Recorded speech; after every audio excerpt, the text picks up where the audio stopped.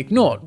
However, in 2022, a different user noticed that LMG were no longer promoting Honey and asked the team if they had been dropped as a sponsor, to which one of Linus's employees responded with, "We ended the partnership with Honey due to the way their service interacted with affiliate links. Essentially, if someone clicked on an affiliate link and then they use Honey and search for a deal, Honey will override that tracking link even if they don't find you a deal. That didn't jive with us, so we ended the partnership." Okay, so they had no idea this was happening, and it took them several years to catch on. That's quite telling, because we're talking about a tech-savvy YouTube channel that's run by a very large team. The fact that it took them several years to figure this out, in my opinion, really underscores the deceptive nature with which Honey operates. If Linus and his team didn't know, I can't imagine many other influencers would have known either. Now, I have to say, as a longtime viewer and supporter of Linus's channel, I'm incredibly disappointed they weren't more public with this discovery. I get this specific issue doesn't directly affect their viewers, but surely they must have realized the wider impact this could be having on the creator community, a community they're a part of. I think that matters.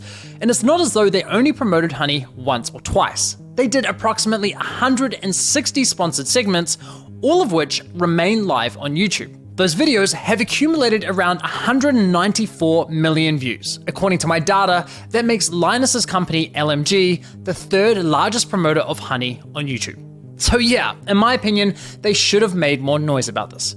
But what's truly baffling to me is that after LMG ended their partnership with Honey, they then went ahead and partnered with a company called Karma Now, a coupon browser extension that literally engages in similar behavior.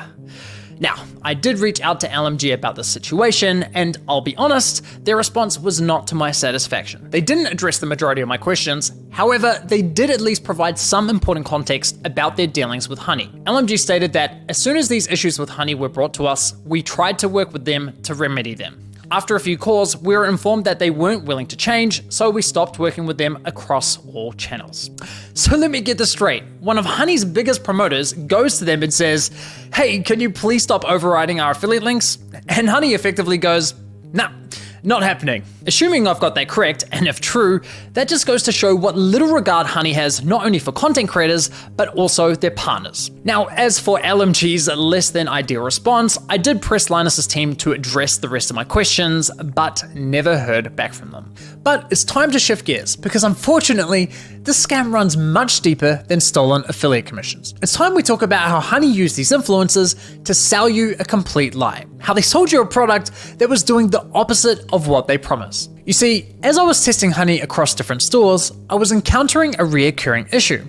When I reached the checkout page, Honey would claim it couldn't find me any coupon codes. Yet when I searched manually, I found working codes with ease. And even when Honey did find me a code, I was often able to find another code of better value. Kind of strange, given their claim that, well, thanks to Honey, manually searching for coupon codes is now a thing of the past.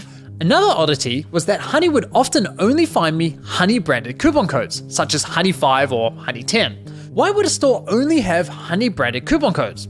Kind of weird, right? But the biggest red flag was that when I tried submitting the better coupon codes I'd found, Honey wasn't adding them to their database. So why not?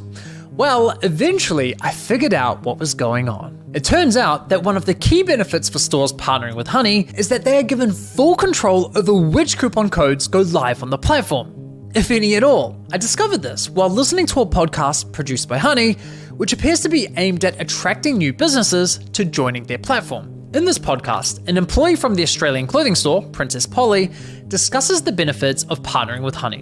What would you say to any brand that is considered working with Honey but hasn't yet?